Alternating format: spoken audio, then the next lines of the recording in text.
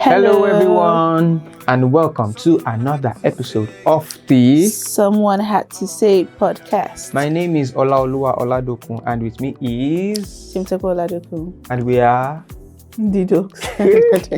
We did not practice that one, but I knew you. Never to be cut off fresh. Yeah, but welcome once again to another episode. Welcome. How are you feeling today? I'm good. Happy to be doing this again. And how are you? Yeah, I'm doing good. If you are watching this live, please call somebody to come and join in and also watch as well. Yep. Yeah, so on a light note, before we go into the deep dive, I have a question for you once again today. This time around, it's what is one thing that you don't really understand but you pretend as if you do? I think for me that would be the contrast between soccer, right, and American football. But And they're it's- two different sports. Yes, I know. But the fact that they call it American football when there's little to no foot involved. And I think, Fair enough. yeah. And I mean, also, the NBA, they have what they call World Championship. It's like all American sports. World. And it's interesting, like, it's like maybe sometimes they forget that they are just a part of a continent. Even in their movie, if you hear the aliens are coming to attack the world, The where is world, it and going to? It's Washington Do you DC. get? It's Chicago. Do you It's get? New York. I feel like they just like to colonize Main everything. character syndrome. Do you understand? Gosh, that's something that's always baffles me. Nice one. Yeah. Are you going So to how ask about me you? a Yes, question? now I was looking at you. Yeah, you have How to about ask you? me Yeah, now. sorry. How about you? Thank you. Let me see. One thing I always pretend to understand is all this astrology, star signs, zodiac signs. I don't even understand. Aquarius, They will say one is Aquarius, Gemini, Pisces. They say I'm a Cancer. Gemini. I don't know why. It's only Google Gemini. I know. I don't know. And it's even weird. Like, Oh my God. it's not like 1 month is one Yeah, star sign. it overlaps. It's overlapping. You now say that, oh, you are this one. That's why. Like, Horoscope. I do all those funny stuff. Like, And then they predict how your day goes. so the And the thing question is that it's I usually pretend, so do I even generic. pretend to understand it? I don't pretend to understand it. I actually don't. So, like, Oh you my know, God. I know there's some people that they make it their entire personality. yeah, so they check their horoscope every day before they go out. All those horoscope that's like fake prophecy. Do you understand? They say It's that always so generic. something good is going to happen to somebody you know today. Of course. Like, do you know how many people I know? You get the odds Like, are high. Of course. Something odds good will are happen high. to somebody you know. Oh my God. Anyway. So yeah, straight into it Let's get it. on this episode Let me of do the jiggle this time. Okay. So this is the red shoebox. Yeah. All the questions go in. We jiggle. And this we is pick. our reminder, sorry, before you go ahead, to remind you that you can send in topics you want us to discuss. Send us a DM, drop it in the comments, send us an email as well. All those details you can find somewhere in the description. All right. Okay. Shall we? Oh, you want me to open it Yes. still? Okay. All right. No, so you. Am I picking? Yes. You didn't open it now? I did. Sorry. Everybody saw me. My I did. bad. All right. So our topic for today is the marriage boycott. Why are young people afraid of getting married? So let's just start with the topic question. Why do you think so many young people today are afraid of getting married? Do you actually think people are afraid of getting married?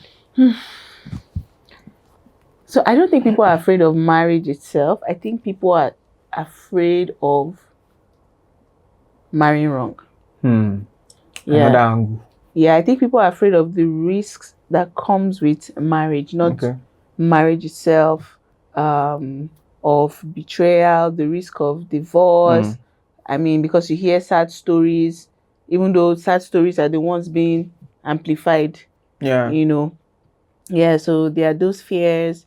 There's that mismatch between expectations for marriage, with our parents' generation and previous generation and what young people are desiring now.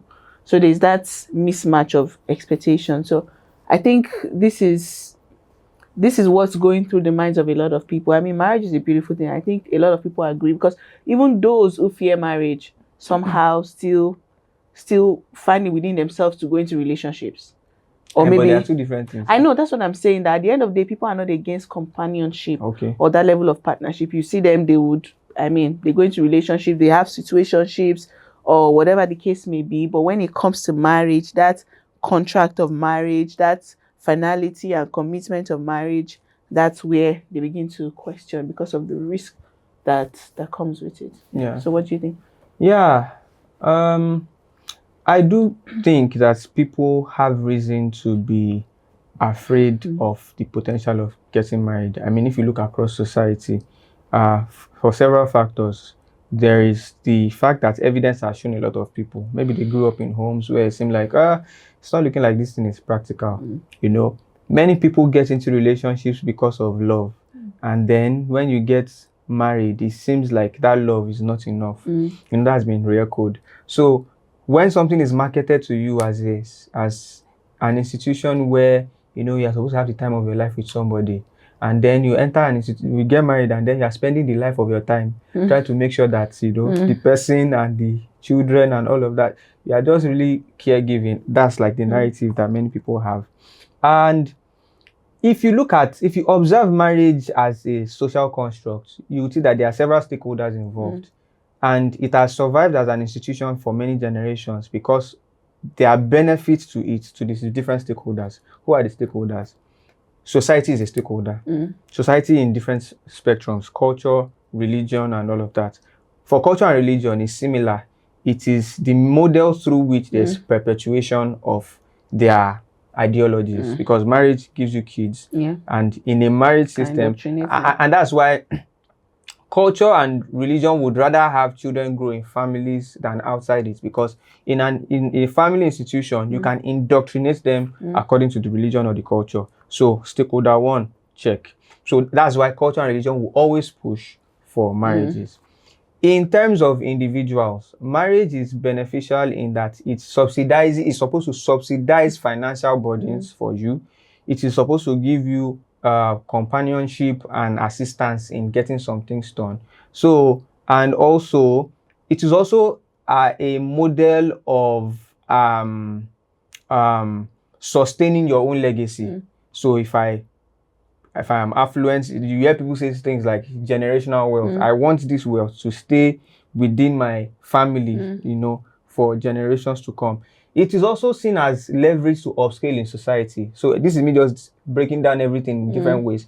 If I am from a lower or middle class family, through marriage, I can step up my level if I marry somebody who is from a better to do family than me. So there are several strategic methods that makes the consideration of marriage, credible appealing, in a sense. Also for sex, to a religious person, that is the institution through which you can express that desire. So if you look at everything separately, you would see why the continuation of marriage is beneficial to everybody, but the people who are involved in the marriage. It is beneficial to society, it is beneficial to culture, it is beneficial to religion, even families. There has always been the idea of arranged marriage. Why? Because I want my family and this other family that I feel like we are from the same aristocratic level of society to continue to perpetuate that. So both of us as families can merge our children together. So this is like a contract. It works as a contract, but it doesn't necessarily mean that those two are made for each other. So if we make a decision to get married based on all these social options, and we don't really see how both of us can last together as a pair for the next 40, 50, 60, 70 years of our lives. So most of the considerations people think of before getting into marriage are not necessarily the things that play out inside the marriage itself. We consider every other factor except what it really takes for the marriage to work. You consider your family, you consider the way the woman looks, you consider the way the man looks. This person's surname on my own, how would this sound? The family that you are getting into, how it's going to benefit you, what merging your finances together will look like, all those things, but people don't really simulate what living together with this one person for the rest of our lives is going to be like. Because even during the dating phase, what most people spend their time doing is activities. You are going out, you are eating, you are fine dining and stuff like that. Reasonably so, because you are not living together, which is why some people now are now pushing for cohabitation, which isn't even the solution, because what you get in cohabitation is an entirely different ball game when there's an exit door. You know that if this is not working, I can leave. Than when you have already entered the commitments that is supposed to be, you know, to the end of time. So that leads me to my next question. Do you think that as a society we put too much financial pressure on people regarding, you know, wedding specifically, in terms of what we expect to be a standard wedding? Of course. I feel like the wedding industry now is crazy. It's luxury. Do you understand? It's luxury now. And it's crazy and ridiculous. I mean, when we were planning our wedding, we were shocked.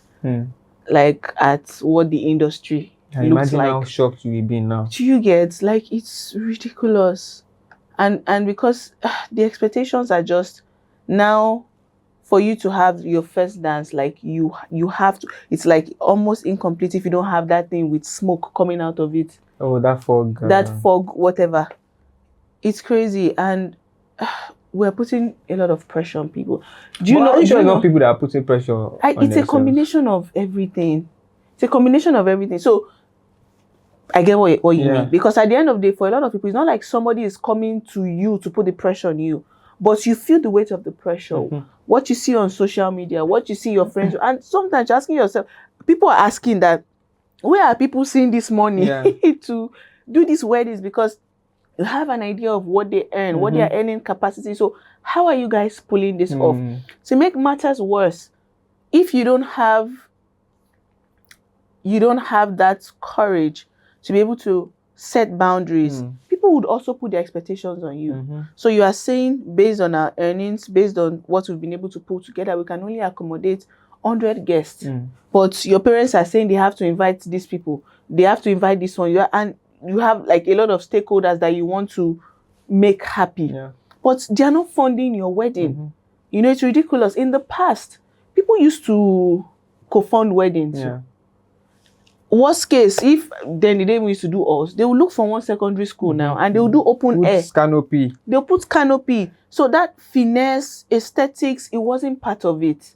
Now it's a whole, it's a huge industry on its own. There is the Tyne of Gele, huge booming industry. You know, bridal dresses. You know, groom suits. The groom suits, makeup. Makeup would even bill you differently if you are the bride. Gosh, do you understand? Like when you want to go to, they ask you, are you the bride? Like I don't want bride. Just do my makeup for me. I did not send you message. Just do my makeup for me. And I think, see, until people start to make decisions based on what they want, we will continue to enable nonsense. The thing is, are there people who can comfortably afford these luxuries? Yes, and it's fine. I love it for them. Are there people who genuinely cannot, but have put themselves under that burden?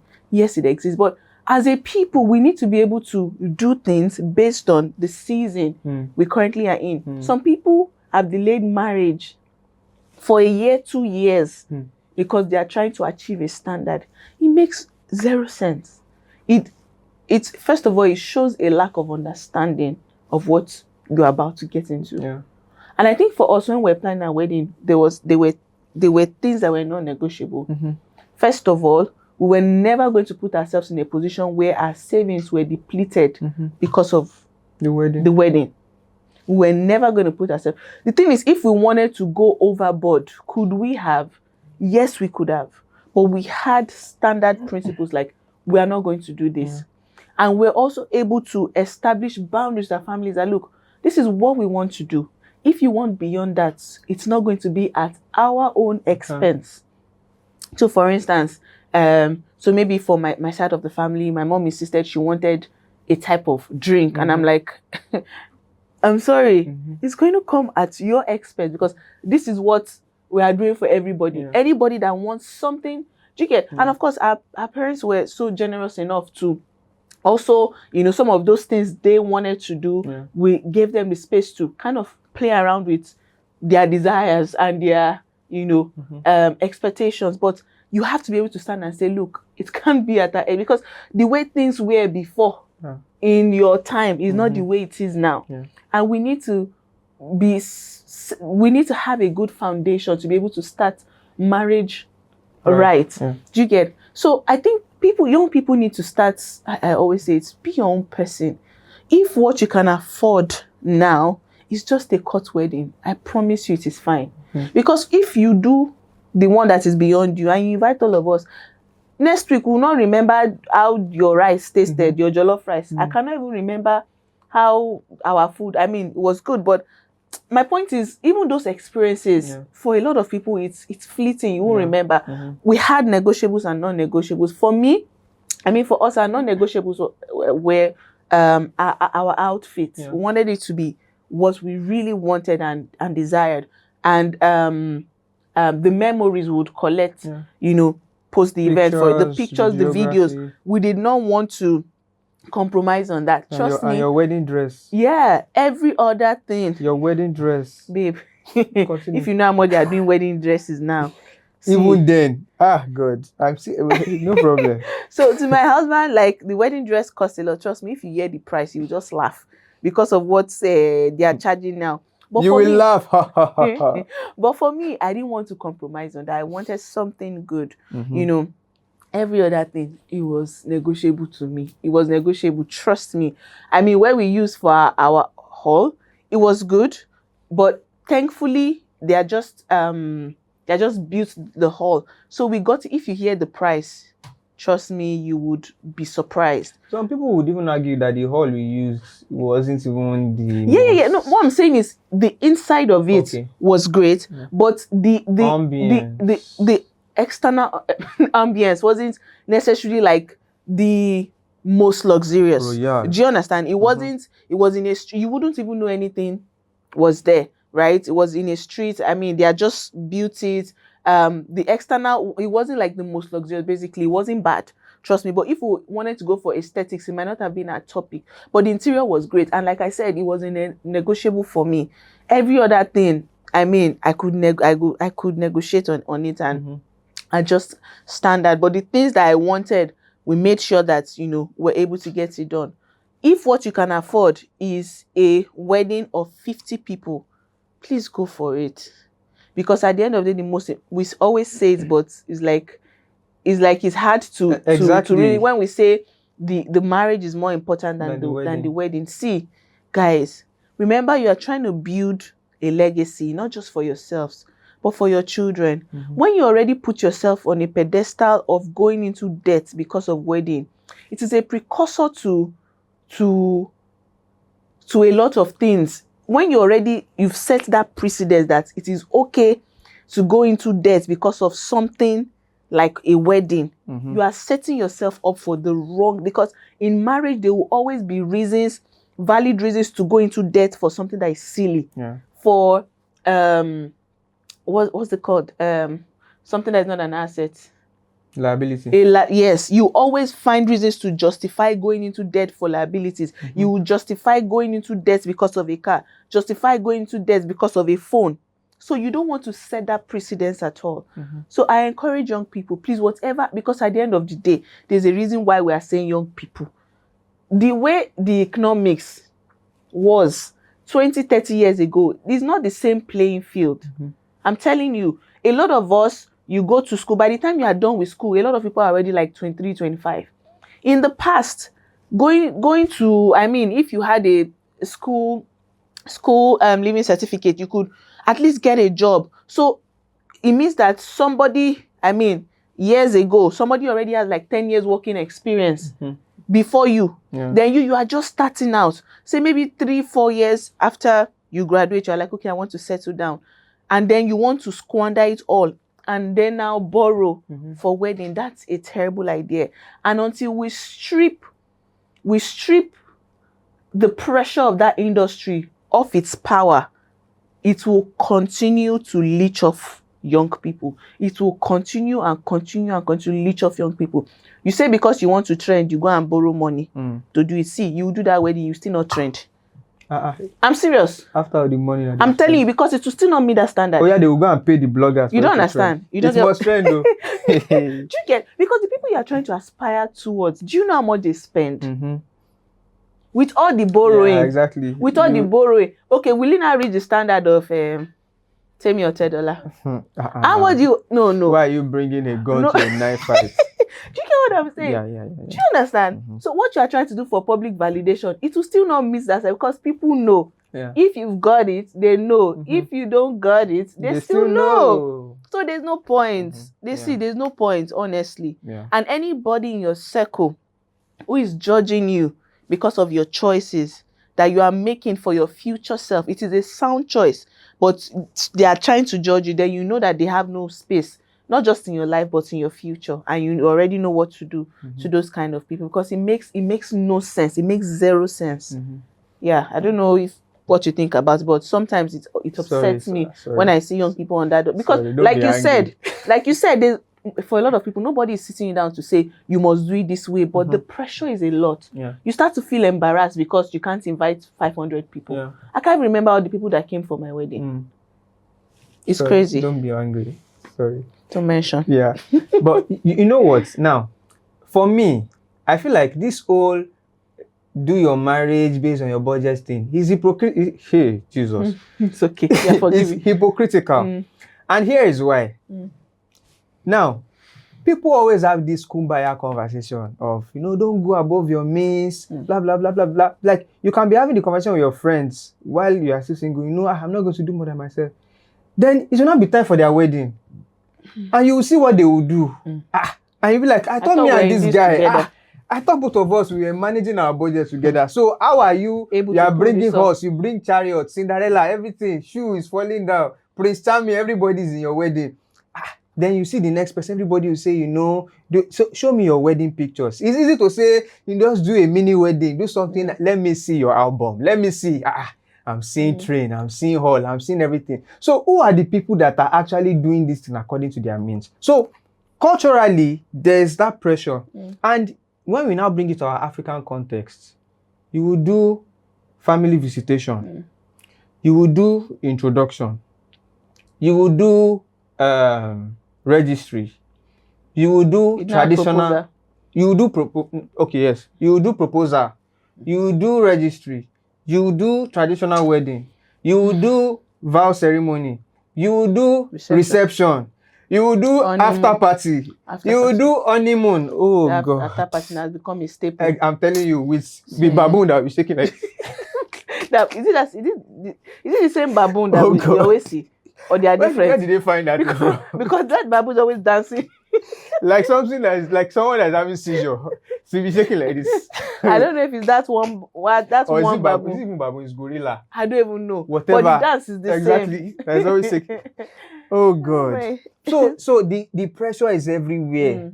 So there's just something taking away your expenses. So sometimes it's actually the advice to spend within your means seems like a utopian idea. Yes. Just abstract. We're just exactly. Because the people that are advising you, when they will do their own wedding, they will go all out.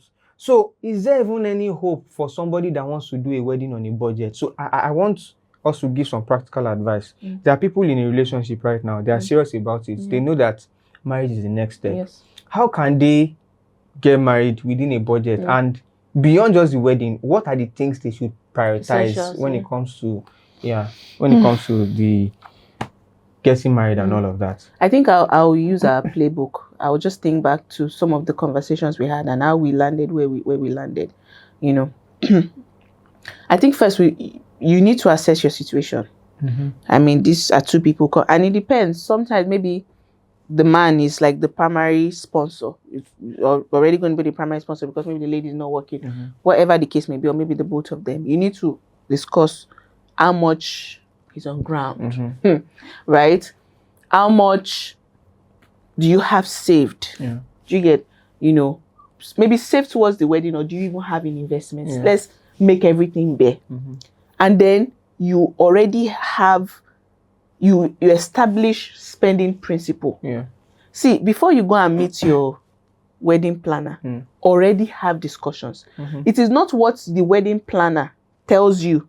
You are even producing wedding planner. Some people don't even maybe not wedding planner. I was even about to say that our playbook might still be expensive for some people. Yeah, I understand. So it's the principle that matters. So maybe we're not wedding planner, but before you go to the market to go and check what the prevailing market rates are for a lot of things, don't do that first. Because if you do that, especially when you are working, remember we're not talking about people that your parents can sponsor your wedding. Yeah. Do you get, or you have a stash somewhere? We're not talking about those. If you are in that category, don't worry, do flex, enjoy your life, right? We're talking about people who want to do this on a budget. They know they are ready to build, and they want to start life. Before you go and check the prevailing market rate, have that discussion. That is what will determine a lot of things, so that you are not fitting the budget to the prevailing market rate. You are actually ensuring that the market rate fits into your own budget. Ask yourself, how much are we willing to deploy towards the wedding? As a principle, never, ever, ever deplete your savings for wedding. You are setting up, because that money you saved, it did not take you 1 month to save it. Imagine what took you 5 years to save. You want to expend it for a wedding of 1 day. That's a very foolish decision. So maybe you want to say, you know what, 30% out of this would go into the wedding.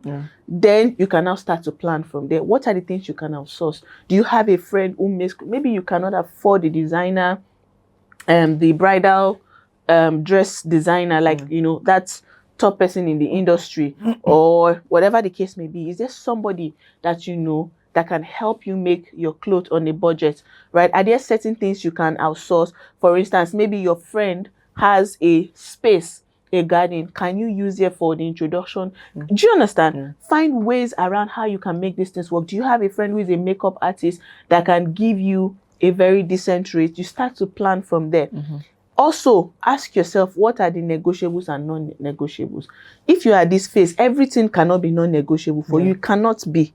For some people, it is that I want my guests to eat well. That's their non-negotiables. For us, that wasn't it. Everybody was well fed. Everybody ate at our wedding. But trust me, it was a non-negotiable. We did not sweat. Is it possible for everybody to eat at a wedding? At least from the feedback I got. You are the bride now. That's the feedback you No. I actually asked. I asked. Please, if you not people. If you still remember, we are sorry. If you did not but my point is, at the end of the wedding, like after the wedding, there was actually still food. So it wasn't that food finished. So if somebody didn't eat, maybe I don't know, they were hiding somewhere, right? So there was surplus food. But my point is, we did not plan a 5-course meal. Yeah. Do you understand? So it's obvious that some people would plan, 5, 6, 7. We didn't do that. I think it was maybe just maybe 3-course meal. I can't remember the details, because usually during weddings. On a budget, so babe, this advice is for people on a budget. No, you don't get what I'm saying. I'm saying it's the principle that matters.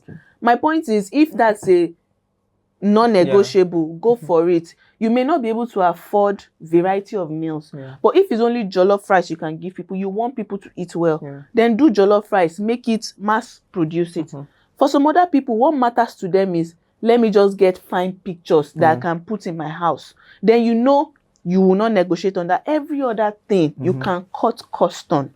If aesthetics doesn't matter to you, then cut cost on it. It doesn't matter if you use an open air, maybe you use a school, then it's fine. My point is, just be clear on this one, we're going to go all out for it. This one, we can negotiate. If we have people that are willing to maybe carry the cost for us, then we can explore that. Do you get? It looks different for a lot of people. What are the non-negotiables that people may have? Maybe the honeymoon experience. Maybe for us, honeymoon was also a non-negotiable. For some people, they may not even do a wedding ceremony. Like the ceremony, they'll have a wedding. They may just go to the registry. They're on a budget and they're like, you know what? This 3 million we have, instead of using it to cater to 50 people, let's use it to go to Cote d'Ivoire or go to Kenya. Do you understand? Just at the end of the day, you want to be able, after your wedding, you want to be able to sleep at night knowing that I did what brought my heart's pleasure. Yeah. Mm-hmm. Or we did what brought our heart's pleasure. Yeah. You don't want to go to bed feeling like you lived out somebody else's dream. That's a painful thing. I never want to experience that in my life. I never want to be in a place where I'm like, I didn't do what my heart really desired. I tried pleasing other people. You don't want that. So I think when you get to that point, whatever the outcome is, you can live with it. Yeah. Do you get? Trust me, in the next 1 year, 2 years, nobody remembers that you did this, you don't do that. So I think for me, that's what works. Just asking yourself the questions, knowing what you can negotiate on and what is non-negotiable for you, and just sticking with what you want. If your parents want a guest of 500, ask them, are you willing? Are you willing to invest behind this? Because this cannot come at our expense right now. Yeah. Maybe when we are celebrating 3 years anniversary or 5 years anniversary, we can do that. So I think for me, that's it. And as young people, as I always say, be your own person. Everybody will adjust. I'm telling you, everybody will adjust. Everybody will adjust and they will all be fine. Yeah, so, I mean, you've covered it exhaustively. The only things I would add is that, the old saying is true. Prioritize the marriage over the wedding. And even in terms of finances, that should be your priority. Focus on things like the house you are going to stay in. In fact, I feel like your wedding budget should include these things. Babe, I forgot that piece. I realized that was a non-negotiable to our house. Yeah. So before you start thinking, not even before, I don't even like to separate it. As you are putting items in your wedding budget, wedding expenses, put your house rent as part of it and keeping that. Put the basic setup. Basic setup. You should have a mattress that, of course, both of you can use. Basic kitchen utensils, things that are essentials in the home. You may not buy TV and the whole entertainment set immediately, but at least the things that are important. You need a roof over your head. I would even recommend you buy 3 months worth of meals that both of you can eat in bulk. Buy it first as part of the food that you are buying in bulk for the wedding. Yes, so these are some of the good wisdom things that you can already apply as well. And also, as much as possible, like you have already said, don't go beyond your means for the event. Know what your non-negotiables are. Try to get it at a good price. Every other thing that anybody else wants, let them be the ones to finance it if it must happen. So, and what a wedding should entail, the most important thing is the blessing of your family, the blessing of the church, and also the blessing of the courts. Those are the 3 things that you need. As long as those 3 are present, every other thing is optional. No, but I don't see a world where your family engagement ceremony cannot just be something small in your living room if you can't afford something elaborate. It's fine. God accepts it. Yes. I don't see why your court wedding, you don't have to go to Ikoyi if you live in Nigeria. It's not by force. Court wedding is not that expensive. It's you that wants to do private registry. Nobody sent you. If you go to your local government on a Saturday, I can guarantee you it will be private registry because nobody else is getting married there. So it will just be the 2 of you. But everybody wants the picture perfect setup. Nothing says that your pastor, and I feel like even from the church level, we can encourage this more amongst young people. Nothing says that there cannot be a vow ceremony, just you and a few of your friends. It doesn't have to be plenty, and the blessing is said over you. You do your vows, you take your pictures, you go home. You are as married as I am. You are as married as anybody who rented the whole of Nigeria to do their wedding. You are as married as that person is. So you don't want to allow the pressure of society to invalidate. It's like some people feel like if they don't do it that way, it invalidates the union. Like it's not original, it's not authentic. Until I wear Ashoke, until I wear a tuxedo, until it's trending, then I'm not officially married. It's where 2 or 3 are gathered. Even if it's just 5 people that are present, 2 of you and their witnesses, and the witnesses are the credible witnesses. Your parents are the ones giving you away. You have your closest people, and even if all your closest people cannot be present, it's fine. The one that will be angry within 2 years, they will settle in your naming ceremony. Everybody will be all right at the end of the day. So don't do beyond yourself. In closing, I just want us to just give encouragement to people who have been skeptical about getting married, what are some of the things that they can look forward to? Are you enjoying your marriage? You know, what are the benefits of it? I hope you will give me a good appraisal. You know, you sweet bad. Eh? I can tell you for free. Marriage is so beautiful. Doing marriage with the right person, doing marriage with your person. That's the biggest. See, marriage is amazing. It's sweet too. I highly recommend. Highly is far. It can be addictive, you know, but it's finding the right person, being with the right person. Yeah. And I think that when you are the right person, I think it will be easy to also filter, because I'm a Christian and I'm a spiritual person. When God has done is refining, and because God is still refining us, and God is still our minds are still being renewed. When you have gone through that journey, there's a filter with which you see things and you see life, and it's easier to not compromise on certain things, because you know the walk you are on with God, right? And you understand what is required to be able to live the kind of life God will have you live.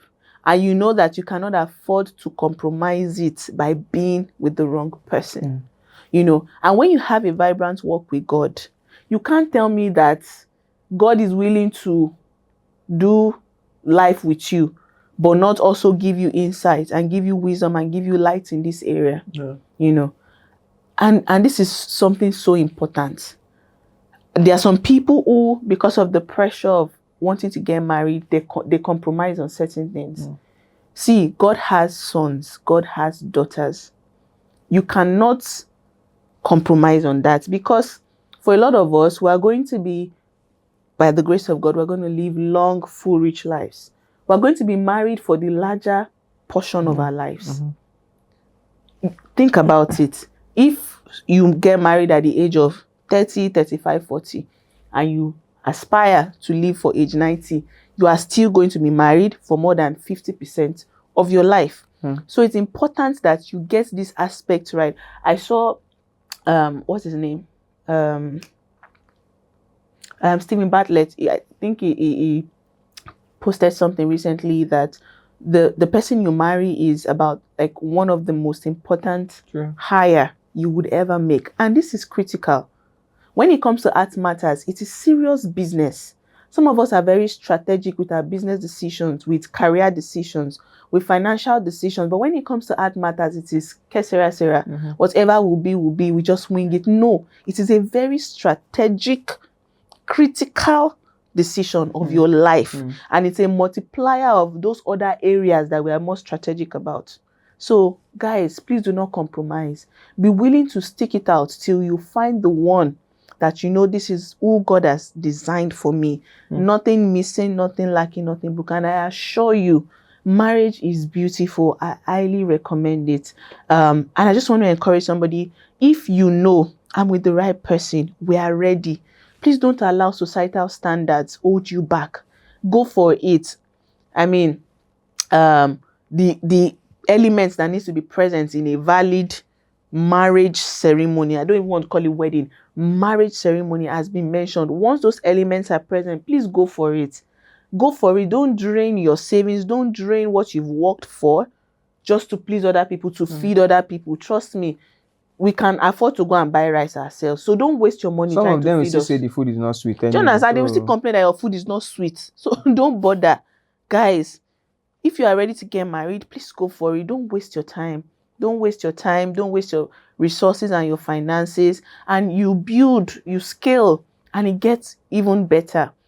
I think that's about it for me. Yeah. I mean, like you mentioned, I think, first of all, I must emphasize again the importance of being with the right person, because that's really what makes it all worth it at the end of the day. Not having that second thought that, did I make the wrong choice? Because if that is already in your mind, it's going to be tough.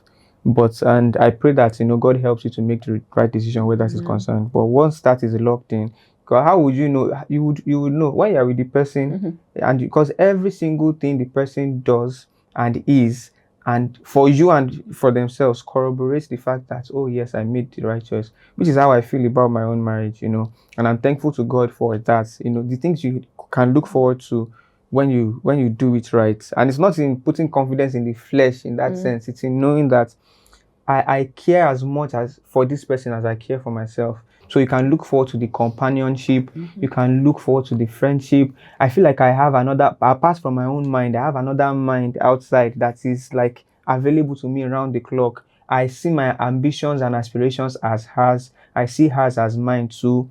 We have the opportunity to build a family and a legacy together, and beyond just ourselves, I feel like the world is blessed to have this union because of the so many things that it will produce. Those are things that give you confidence, that gives you joy. Yeah. I don't feel like I'm alone in life. I know that I have somebody that is existentially and with their life looking out for me to succeed.